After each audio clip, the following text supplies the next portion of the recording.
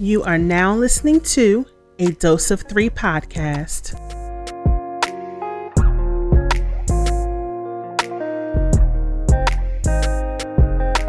Hello, everybody. Welcome to the first official full episode of a Dose of Three podcast. I am Tia, one of your three hosts. I'm joined by my co-hosts, Kiana and Andrea.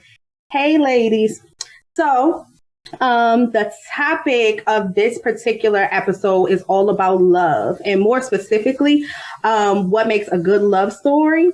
So, Jess, I want to start off just asking you guys, what is your favorite love story? Whether it's like a TV couple, your favorite romantic movie.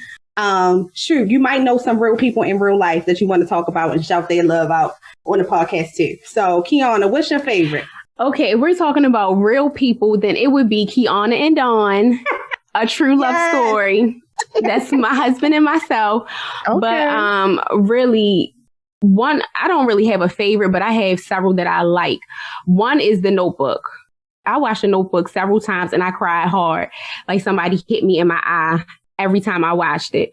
I also like Always a Bridesmaid. That was on Netflix for those who don't know. I really like that. That was a black love story. I like that too. I saw that. Also, Brown Sugar. I feel like that's a classic.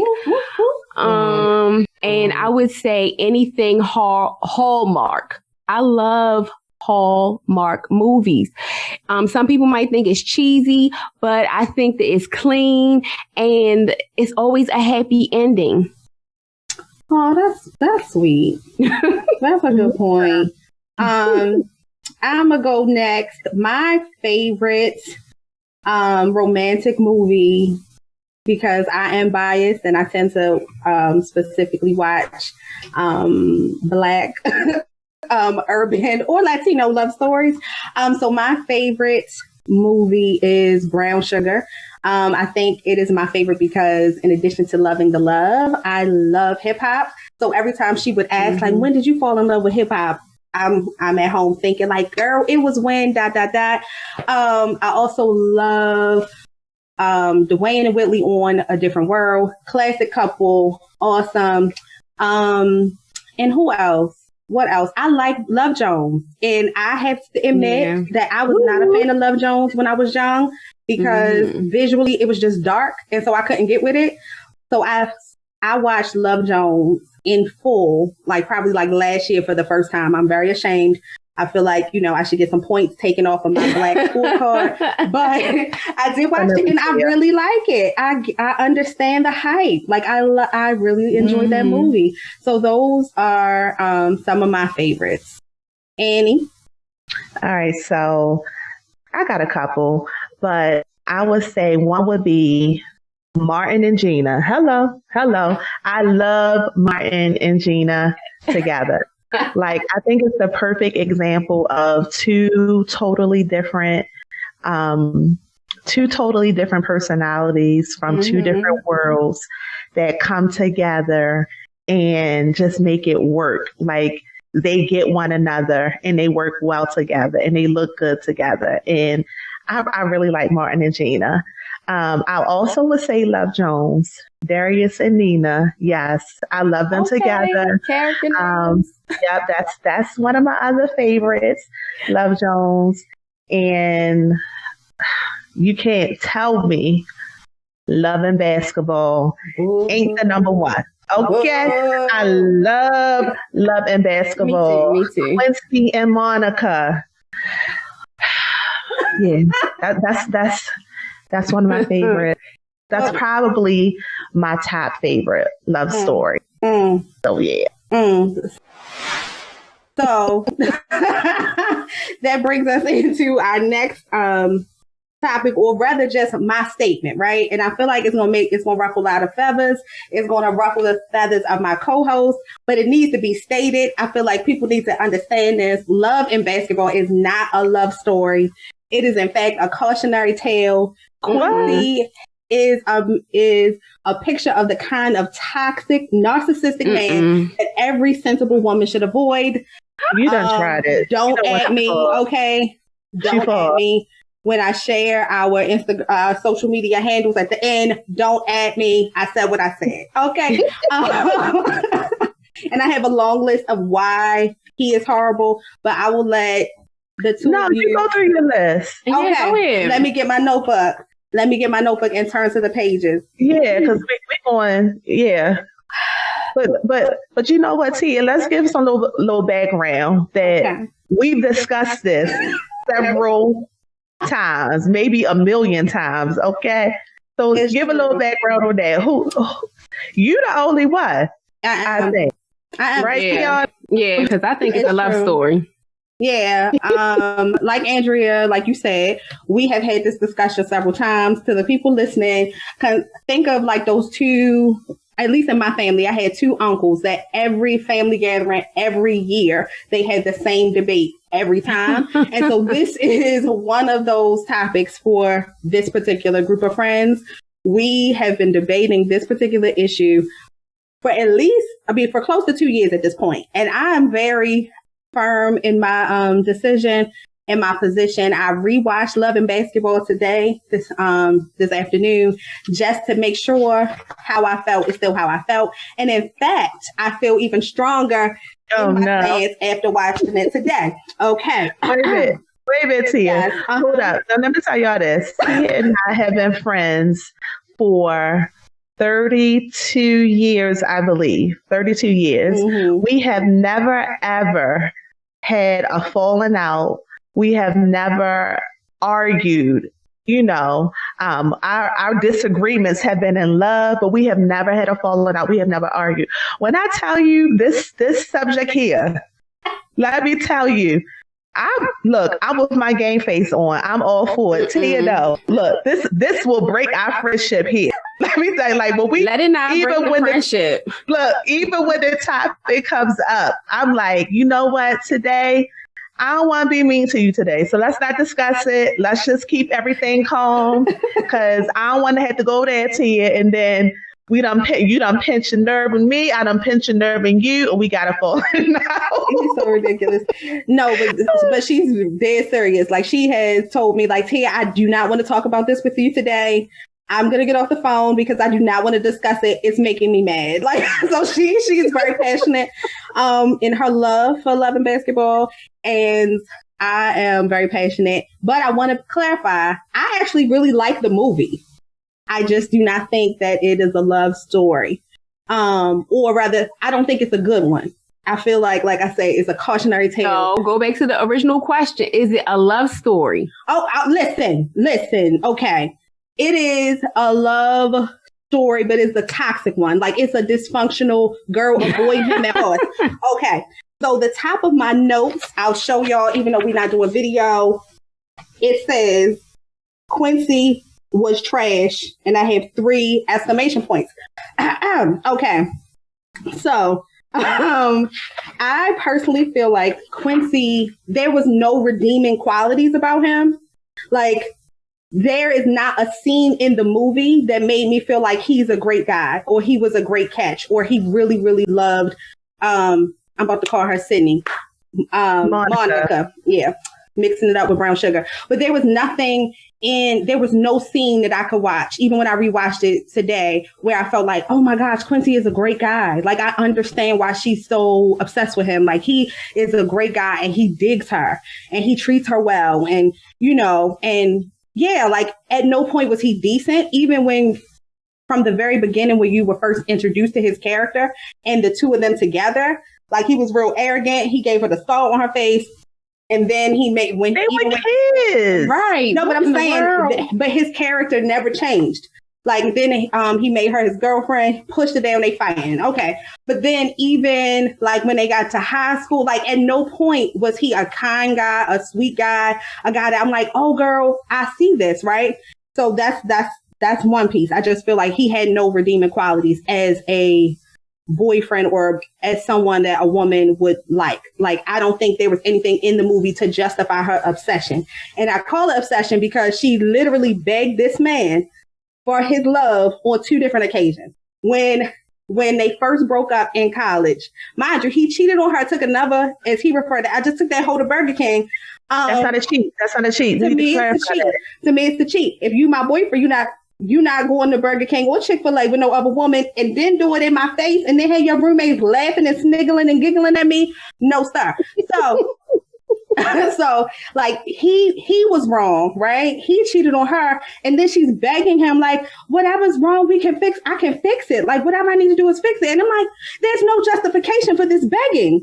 One. And then the second time, everybody's favorite part of the movie is the most cringy, maddening part of the movie for me. That last, I'll play you for your heart. Like, oh my gosh, like I lose it every time. Cause I'm like, girl, you are out here humiliating yourself for this trash dude. Like there was no justification for her to humiliate herself like that for him. And then the fact that he was so arrogant that you know that you wanted her, but you had to crush her spirit first. Like there was no justification for him to do that first. Cause I feel like even when he was mad at her for not missing curfew, possibly getting, jeopardizing her ability to play basketball, which is her life. Like there was still no justification for him to want to break her down the way he did. So let's see. I have a note. Huh? How did he break her down? Like right. I don't. How he break her down? I'm taking notes on your notes. Take notes. Right. I feel like the point she let you know that she wanted him, right? And then he had to beat her and like crush her and give her that moment to feel bad. He had to crush her and humiliate her in front of his friends. Maybe he was still thinking. Maybe he was still thinking. He wasn't thinking. Let me tell. No, I think Tia, you being a little too hard. No, because Kiana, if you were about to if it was 2 weeks, because I think it was 2 weeks before you and Dawn were getting married, and the dude that you grew up with, okay, that you dated in college showed up and was like, Kiana, I play you for your heart. You would not have played the basketball game because you had every intention on marrying Dawn. Like you would not have been like, all right, let's hoop. You know what I'm saying? Let me go get my hooping shorts. So the fact that he did the game implies that he was with it. But the fact that he made sure that he had to crush her and humiliate and break her down and then be like double or nothing. Like you a clown. And I feel like there was no justification for that. I felt like he was narcissistic. Let me see. And I feel like the whole movie, she was way more into him than he was to her. Like there was no example of him being into her. Like she was like totally into him, and it just made me cringe. I don't think so. And then even when they were in college, because I took detailed notes, y'all. So I'm gonna take a break because I want y'all to add some stuff. But when they were in college and he had tackled her and they were on the grass in a little famous scene when they all snuggled up. And he said that of all the girls, that she was the only one he knew was real. And her response was, I love you too. And I'm like, girl, he ain't tell you he loved you. He said, you the only one that I know was real. So why does that make him trash? No, but I'm saying, to me, that's an example of you are way more into him than he is into you. Because I feel like to say, I trust, you know what I mean? I know that you are out to get my money, or you not trying to trap me and get pregnant because you think I'm going to the league, is not the same as I love you. Like, of course you would trust her. You grew up with her. That doesn't mean that you love her. But her response was, I love you too. And that's not what he said. So I feel like I just don't like a movie where the woman is clearly like pressed over this man and there's no justification for the pressing. I said he was narcissistic, toxic, and hurtful. And he was a jealous hater. Yeah, and I have other notes about the movie in general. Let me see. Yep, I already talked about how she kept begging him to love her, which is sad. That should not be celebrated. So I'll take a break from there. I have several other notes about the movie in general, but those are my main key points. Quincy is trash. Monica was begging this trash man to love her, and women should avoid this story and not try to live it out. Wait a minute. Can y'all hear this? I object. This is Kiana, and I object. Okay. Go ahead, Kiana. Do I think that Love and Basketball is a love story? Yes. Do I think Tia is too hard? Absolutely yes. In all caps. Okay. I took some notes on what she was saying. It was so much that I couldn't take as many notes. One, she said that Quincy broke this girl's spirit and broke her down. And I disagree. I believe that he was immature. Yes. He didn't know how to articulate himself. Yes. But did he try to break her down? No. I believe that you cannot judge someone else's love language. They had their own love language. She knew that this man wasn't going to come out and say, girl, I love you.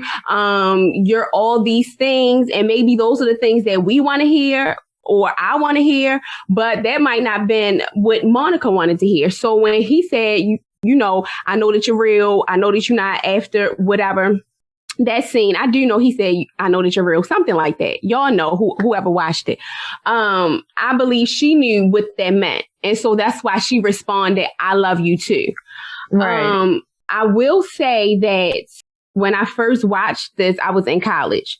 So the college Kiana, the young Kiana thought like it was real cute.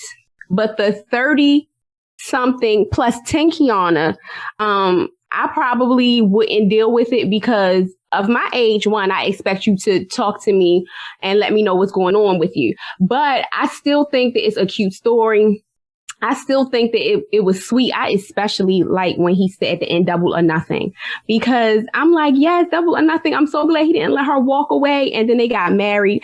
I thought it was awesome. I think I'm not as, invested as my other co-hosts, Tia and Andrea, because I just feel like, in my opinion, I thought it was good. I think it's a love story. I thought it was actually a cute love story. I didn't think that he was, what would you say, toxic? No.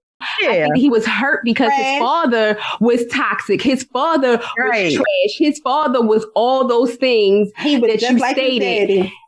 What? I think that he was trying not to be like his father, but because he was so hurt by his father, he displayed maybe some traits. But I think that because of how his parents were, their relationship and what he grew up witnessing, even, when you saw how he would leave his house and crawl through her window and sleep on her floor, that was, that was cute. It was, yeah. So I feel like with, being raised in that type of environment, I feel like he wasn't half bad. He could have been way worse. Should he have taken the hoe he claimed in the movie to Burger King? No. I think I would have probably hit him in his nose. But he did it out of hurt. So I think when you see the whole picture looking from the outside in, he was hurt and he didn't know how to express that pain. He did the best that he can do. I don't condone it, but he still did the best that he could do. And he was in college. He was in his early 20s. He was young. Right, Kiana. Right. You done, Kiana? Yeah. All right, let me go ahead in on Tia, okay? For the 50th time. Girl. No, I probably won't even have as much to say now, as much as we done talked about this. But one thing I feel like Tia is forgetting, which Kiana just ended with, this dude, Quincy, was in high school. Then they were in their first year of college. And I keep going back to, how were we as teenagers? Nobody, you know what I'm saying? Like, let's think of the mindset of a teenager. Ain't none of our little boyfriends in high school had some redeeming qualities like that. Like, I mean, as long as you treated me good and respected me, which I feel as though he did respect Monica, there was nothing. Let's go to high school. Even in college. Okay, we're gonna go there. I don't feel as though he was ever disrespectful to her. He did not treat her bad. That's one thing you did not see in that movie where he just dogged her out. So that's no. Okay, he ain't do that.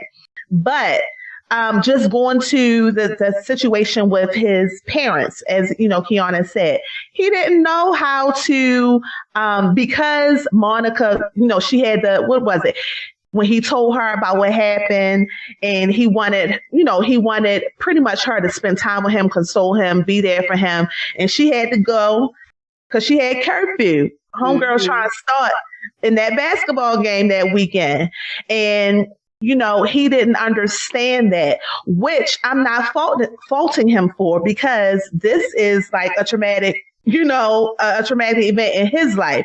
His parents, learning that, his father, who he looked up to, and his mom, knowing that they, are going through some issues. The father then cheated on his mom. The mother then showed him pictures and all that. So he's hurt. And as anybody, you don't even have to be a teenager, but as anybody, you want someone there to be, to kind of console you while you're kind of thinking these through and letting your emotions out. And she could not be there. So I understand. I'm not mad at him for being upset about her going, meeting her curfew. I wouldn't say that she should have stayed, and just like she said, well, when I get back to the work, I can call you. And him being upset and his feelings, no, that's okay. Go ahead. So him being like that, let's talk about this girl at Burger King. Okay. Now, I don't consider it all cheating unless he was hitting up, whatever. No, because let me tell you this. This mess, Kiana. But no, for real. There was not enough in the movie to put a stamp on that cheating. Just going to Burger King is not cheating. I object. Come on, maybe hold up, Kiana. Look. We're supposed to be a united front. But no, I'm saying there wasn't enough in the movie to for sure say he was sleeping with this girl or they've been making out or whatever like that. Just going to Burger King ain't nothing. For real. It's not. So Monica wasn't there. He needed somebody to talk to. Couldn't talk to his father, who I kind of in the movie I could see like as his best friend. Something like he really, really admired and looked up to his father. Couldn't talk to him because he mad at him. So who else can he talk to?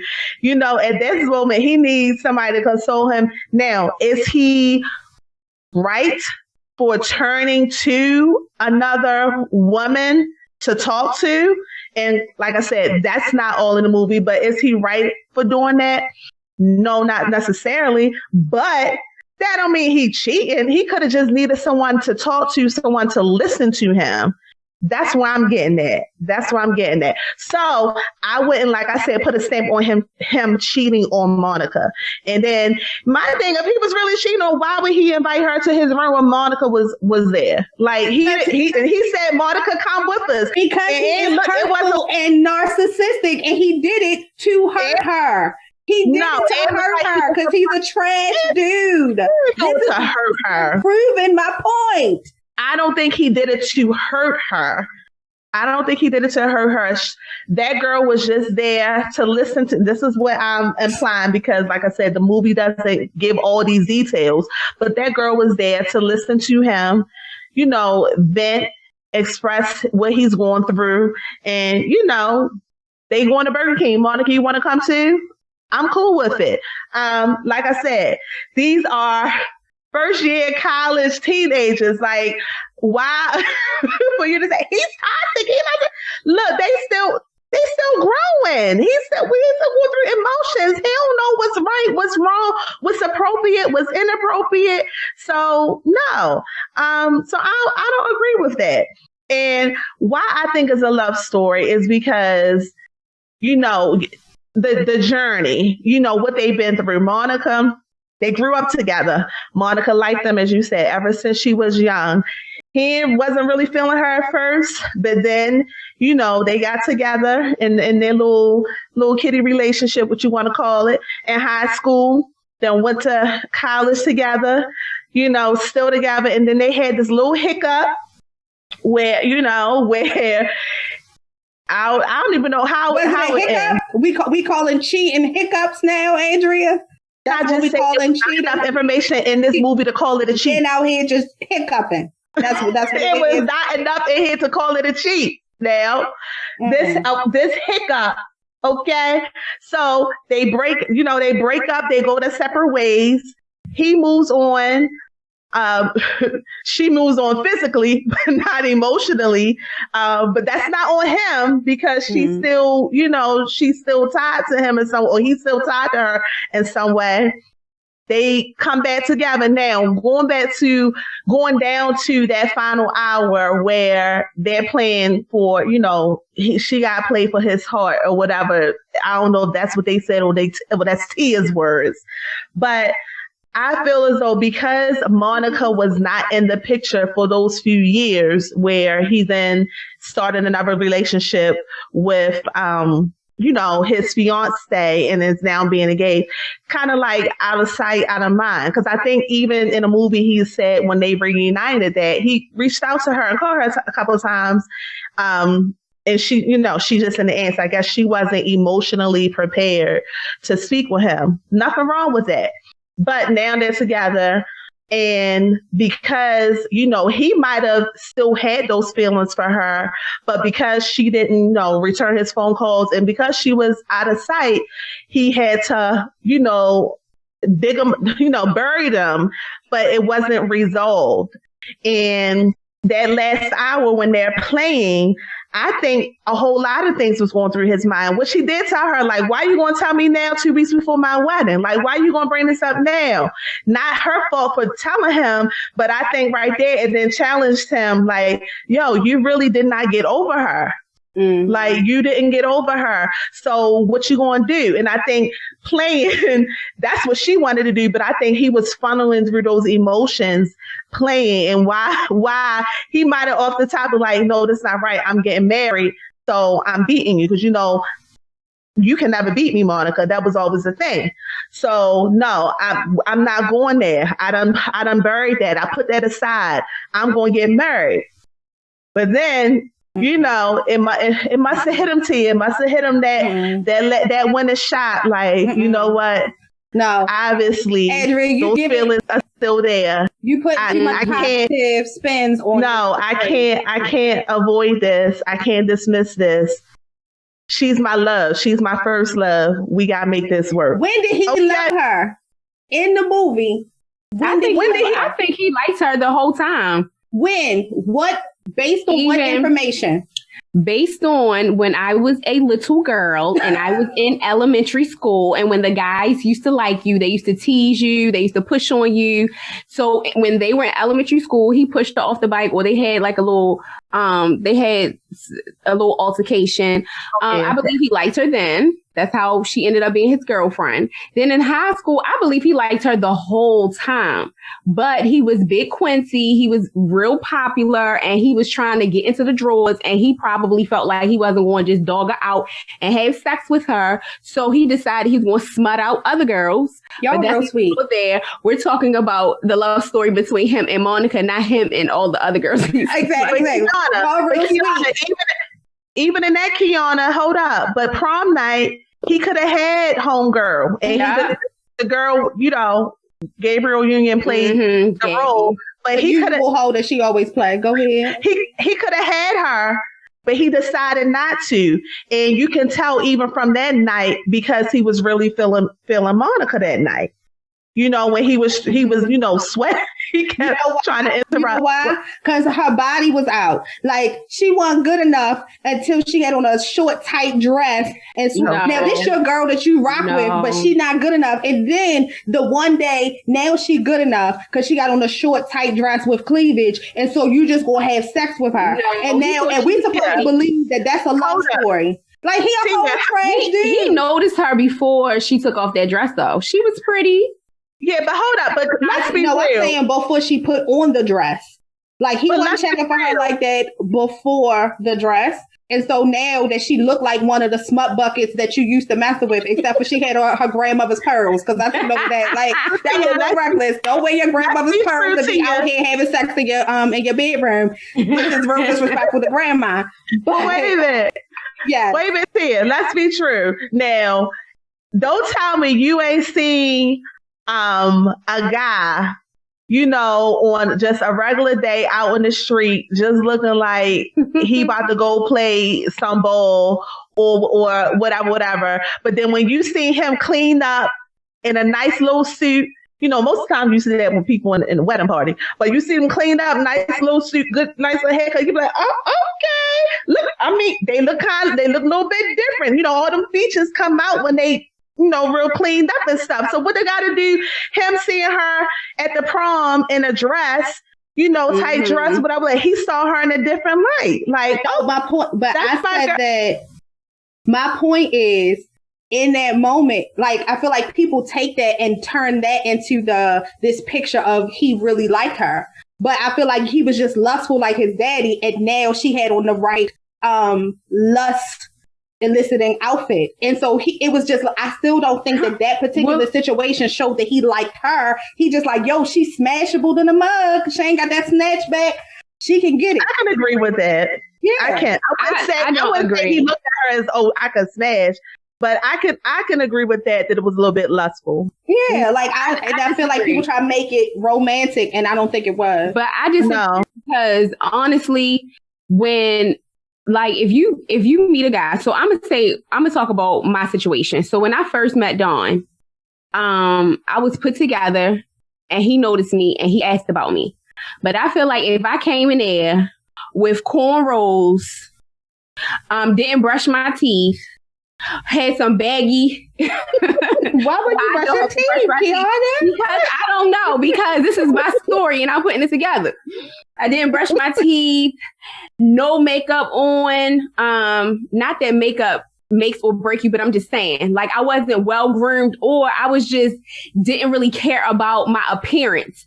He would not have noticed me. He wouldn't have been looking at me. He wouldn't have been checking for me. And in this particular movie, if I was a lesbian, I wouldn't have checked for her either, because she was not put together. And I feel like for the first time in probably their relationship, in their friendship, he saw her look put together. He saw her look ladylike. She looked feminine. She just wasn't walking around with hoops and those set it off braids, and I felt like for the first time he was like, oh, I see her. Oh no, I see her. Not only does she have a dope personality, but everything else is dope. Y'all being real sweet to Quincy. Y'all making him real deep. And he ain't that deep. But I had some notes from what Andrea was saying. So can we spend a little time on this Burger King thing? So Andrea, you trying to tell me that if you had a boyfriend and you came to his room and he was like, oh, I'm about to go to Burger King. Me and Keisha, the girl that you saw, because you and your boyfriend were just at a party the night before, and you saw him hollering at Keisha, and then you come to his room and he ironing and he get dressed and Keisha come and he like, oh, we going to Burger King. You want to come? You would be like, oh, okay, boo, that's what's up. Like, you are okay with your man taking chicks that he just hollered at the night before to Burger King, and that's not cheating. Who said he was hollering at her? He did. I mean, because I watched it today. I remember the scene. Like, he did the party where he was drunk. He wasn't hollering at her. They were talking. He knew her. How you know that he knew scene her at the party? The scene at the party didn't. That scene at the party did not. No, that was not the first time he saw her. How you know, Andrea?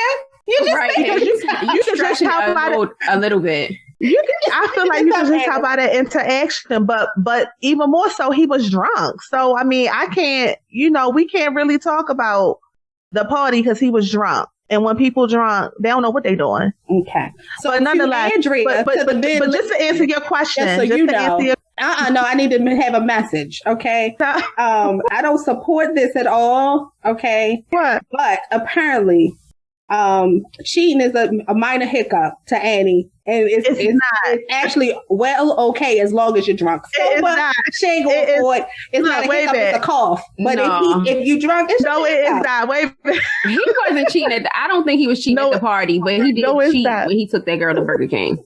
Yeah, he can't get a pass for that one. Thank you, Kiana. I mean, I don't consider the party thing cheating because he really wasn't doing nothing and he was drunk. Like, it didn't show. Yeah, he really wasn't and he was drunk. But just going back to your question, would I be okay with it if I came to his place and then he said, "We about to go to Burger King, you want to go?" I wouldn't necessarily be okay with it because I don't know her. But what I'm trying to say is, because it was not enough information in that movie, I would not have said that he cheated. There's a difference. So Quincy, what? Who's she? How you know her? All right, well, I don't think that's cool. Like, you should have told me. I don't even know who she is, but I'm going, either you not going and we talk about this, or I'm going, we can all be friends. But you would have went to Burger King? I think I would have went too. Like how you doing, Keisha? I'm his girl. What's your name? Yeah, but all I'm saying is, I'm not saying that he was right in that. All I'm saying is, I would not say that he was cheating because there was not enough information to say that he cheated. That's all I'm saying. But okay, I mean, Kiana, you don't gotta agree with me. I don't care. But to piggyback on Tia's little thing, cheating is not just a hiccup thing. Hello, but but in the movies it is, but not in real life. No, not in real life or the movies. No, in the movies. I wish y'all could see the side eye I'm giving Andrea through the camera. It's not in the movies either. I'm just saying it's not enough information. We can't be filling in the blanks with stuff that's going to justify our view, Tia. Hello? We can't do that. But I haven't done that. I feel like y'all have done that. Y'all have romanticized this. No, that's not true. I did say that it wasn't a hiccup. Oh, that's true, Kiana. I didn't think that was okay. And I wouldn't have went. I would have punched him in his nose and left, and then we'd have broke up because I'd have broke up with him first. Now, yeah, word. My question, the thing, I feel like I know people who unfortunately have gotten into relationships with the Quincy's of the world. And I just feel like it's a cautionary tale. Like, girl, don't get with Quincy. Do not get with him. You will end up pregnant and you will be miserable for the rest of your life. Girl, he trash. Ain't never going to change. Look at his daddy. As a late 20-year-old, as a late 20-year-old or 30-year-old, no, I would agree with you. Don't do that. When you're talking about somebody that is in their first year of college, just coming up out of high school, not to say like, please, we need to warn our younger generation as early as possible, but you can't, I mean, I just feel like the toxic, the narcissistic, all that, right. When he just 18, 19 years old, he don't know nothing about nothing. I just think it's a little bit too much. A little bit too much. I don't think so. Did you see the ending? I got friends that were shot in college. Okay, listen, it don't take long. Like, a man don't have to be long to be full crazy. Okay, the crazy comes out early. I knew a couple people in severely toxic relationships with severely toxic, crazy men, and we were young in college. And I just feel like, girl, don't do it. Run for your life. Run for your life now. But Quincy was not like her. Did you see how he was with his daughter? Because he was a loser. Like, he wasn't playing basketball no more. Yeah. No, but I'm saying, of course, come on. He was cheering I'm saying he was there supporting. He was letting his daughter know. But what else he doing? His career was over. You don't know what his career was. You have no idea. Now you're reading into stuff. Like, he might not have been playing basketball because he didn't want to, because he didn't had the love for basketball like she did. If you listen to the sports reporters during the time that he got injured, apparently he was not doing good in the league anyway, and he was fighting just to hope that he stayed on the Lakers. Look, and then he got injured. So he was not successful as a basketball player. She was we can't say that. We can't say that. No, basically he was doing bad after he was doing bad after he heard about his father. Yeah. That was when he started doing bad. And then that's when he had the injury. In college. I'm talking about when he got the injury. He got it. Yeah, that's right. Yeah, that's right. Yeah. Yeah, okay. Yeah. But I don't remember him being bad. Yeah, like when y'all watch it again, because I watched it today. When y'all watch it again, it's on Sports Center, and the pundits are talking about him on Sports Center, talking about his injury, and they're like giving the summary of his situation. Like, yeah, like he's been bouncing from team to team. You know, he was hoping that he would get a real spot with the Lakers. You know what I'm saying? Like, basically he should not have left college to go into the league because he wasn't ready. So it's not like he had a successful basketball career. Monica actually was more successful basketball. And she also loved it. He said he admitted that he didn't miss basketball. No, but my point is, of course, I feel like it just shows the kind of person he is. Like, you knew her all your life, but she wasn't good enough until she looked like the women that you want to smash. And that's your business, but I'm not going to make you a great guy for that. Like, you're a guy, but I'm not going to say that you're great. And then of course, when your career isn't going the way that you dreamed and women are fawning over you because you don't have nothing to fawn after, Yes, I'll settle down and be the supportive husband and dad. Like, he it's should have been, but let me clear this up to you. Making millions by that point. I would not say that he was a great guy. Like, I want to say, oh, he is the one. Like, he is the one to marry. I would not say that, but like I do think that it is a good love story. Okay. I just think it's a love story. But I thought the movie was good. Wait a minute. What you just say? I said that. What you say? Don't beat me up, Andrea. I said that it was a love story. I thought the movie was good. I thought it was cute. I wouldn't call it a good love story though. Okay. I mean, I thought it was cute. I thought he was immature, and I would like to see a Love and Basketball 2 to see if he got a job and see if he treats her better. How about that? And maybe he can get some points. So let's put that out there. TSG. Right. Anybody listening? We want a part 2 to see if Quincy got a job. Oh God. Oh Lord. Okay.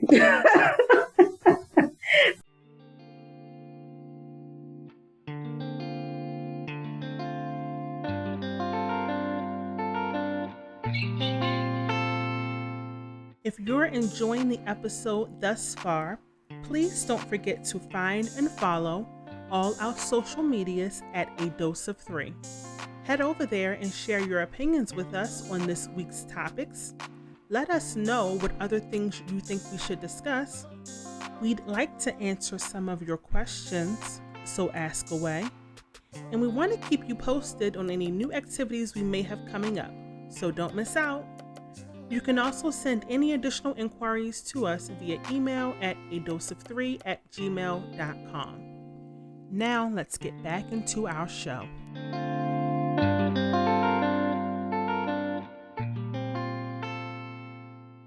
So now that we've settled on the fact that, according to me, Love and Basketball is not a good love story. It is a toxic cautionary tale. However, to my co-host, it is a love story. Not necessarily a good one that we should follow in the words of Kiana, but it's enjoyable and it is about love. And to Andrea, it's a love story. He's not a great guy, but he's not bad like I'm making him out to be. Right? Is my summary pretty accurate, ladies? That's good. Okay. Mm-hmm. So all that being said, what makes a good love story? Like, what would, to y'all who think that it could have been better, what would have made it a good, healthy love story? Like, what are the qualities in a love story that y'all look for? See, when you put that word healthy. Oh, Lord. Okay. Well, not healthy. Because Noah, for real, I feel a good love story really is, to me, it's all about the journey. Like the beginning, I would say to the end, I guess to the end, but it's the journey. It's the ups and the downs. That's what you said. Healthy. I don't necessarily think that a good love story has no hiccups, has no flaws, is all just perfect. And yeah. So to me, it's the journey. It's and what draws me to a good one is how engaged I am and invested in the journey. Yeah. So I mean, that's me. Because you know what, when you think of a good love story, some people think about like the perfect love story, and I don't think a good love story has to be perfect. I agree. Mm-hmm. Yeah. And then you go with, is there a perfect love? Mm-hmm. And in perfect love, there are imperfections. So it's just, look, I'm speaking some wisdom right here. Okay. But no, it's just, to me, it's the journey. It's the ups and the downs. It's how you get through, even if sometimes you're apart, but just coming back to that place where you first loved, where you first met. I mean, and when I'm saying when you first met, I mean emotionally, spiritually, how you connected, like drawn back to that beginning, that first place. Yeah. That's mine. That was nice, Annie. Thank you, Michelle. You got one.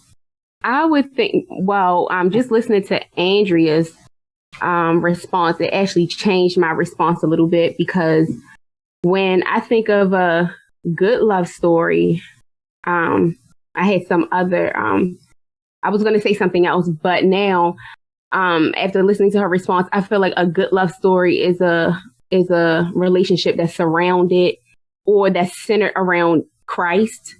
I think that that's important.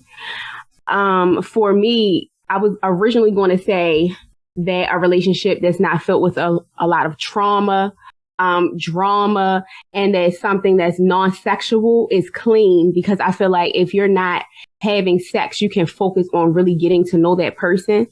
But when you are having sex, those emotions kind of cause you to cloud your judgment. So you might think that you're in love, but really it's just some really good sex, right? So after hearing Andrea said perfect, for some reason, I started thinking of Christ. And for me, a good love story is where two people are submitted completely to Jesus Christ. Because in that submission, they'll be able to submit to one another. They'll be able to, even though it's not going to be perfect and you're going to, there's going to be some hiccups in the road. There's going to be arguments.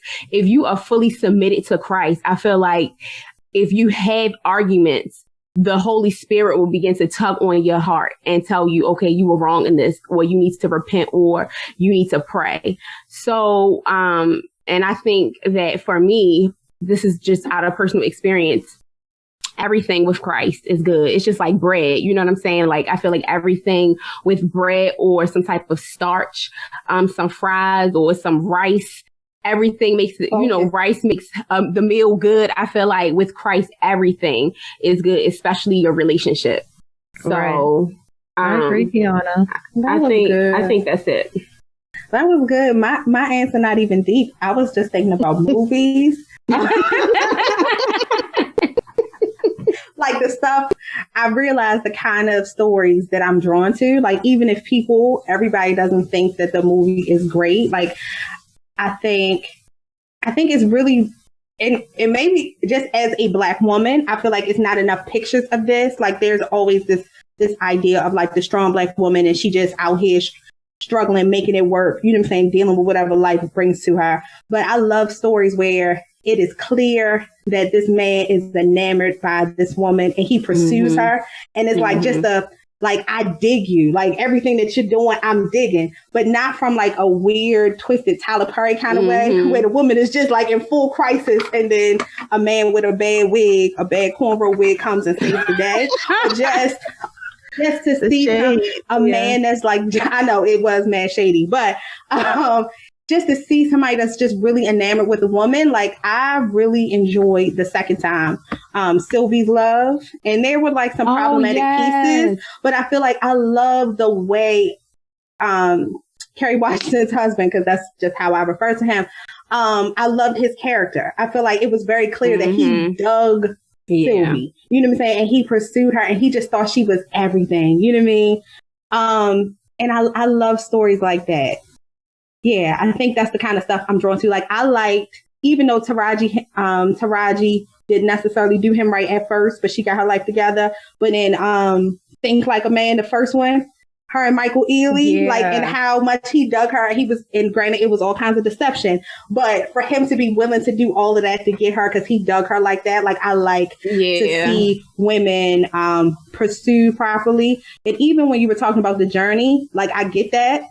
And that's why I kept saying with Love and Basketball, like, there were no redeeming qualities in Quincy, because I feel like I can deal with the ups and downs in a roller coaster if I feel like you really dig this woman, like, you really dig her, you know what I'm saying? You just going through some challenges, but you dig her and you have shown her, and there's like some type of foundational thing, like, she's not out here looking stupid, but he really is enamored and really think that she's dope. So I like that. Yeah, I like that. Still thinking about movies though. What I was trying to come up with a list of my favorites. A lot of these movies, like, real sly, like, romanticize adultery or cheating. So it'll be like one of the people is already in a relationship or they're married, and then they meet this person that's apparently the love of their life. And like, it's like, it kind of puts you in a position where you're kind of rooting for the adultery. Yeah. And I hate that. And I had to catch myself because even with The Best Man, I think I was telling either Andrea or another friend that I actually was rooting for, what was Nia Long's character's name? Y'all don't remember? But Nia Long and Taye Diggs. Like, I was rooting for them to get together. Even though he messed it up. But I'm like, Tim, you shouldn't be rooting for this because he has a girlfriend. Yeah. And just thinking, like, even with Sylvie's Love, sorry, spoiler alerts, but there was some romanticizing of adultery in that. But it was so good. There was a couple other movies like that. And then Brown Sugar.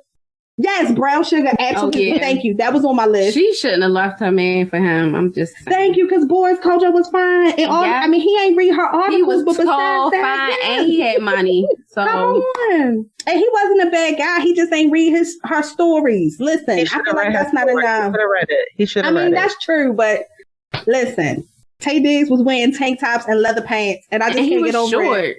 Yeah. Mm-hmm. Yeah, I'm sorry. I don't have I don't discriminate against short men. Short men can't get love, y'all. No, I don't discriminate. They can get love, but from somebody else. I'm joking, y'all. I'm joking. Don't stone me.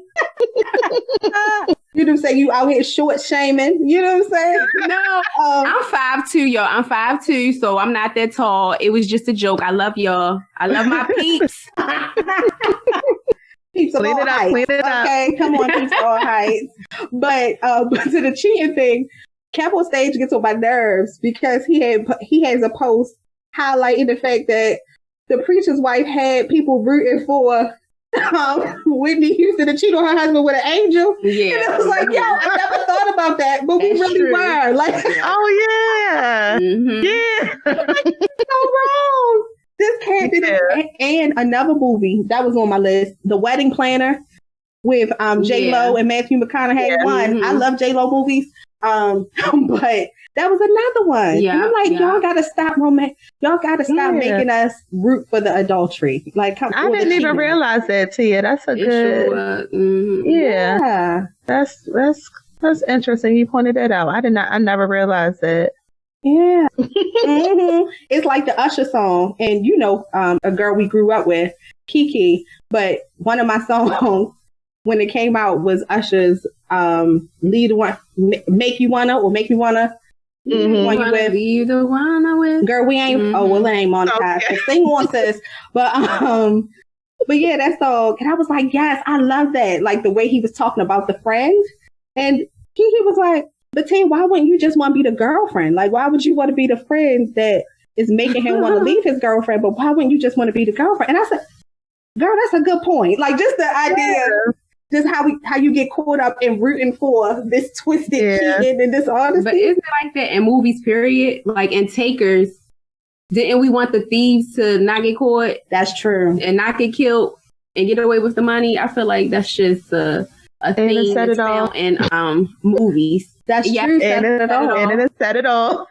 And I was happy when Jada got away. So yeah. Wanted Cleo to get away. Word. Yeah, that is a good point. Like the movies have you rooting for the wickedness. Like, oh gosh. Yeah. But yeah, I just like, and there's this girl I follow. She's an influencer and she just mad fly. Like she just real dope. So that's how I started following her. But she did one of those things on Instagram where you just ask your followers questions.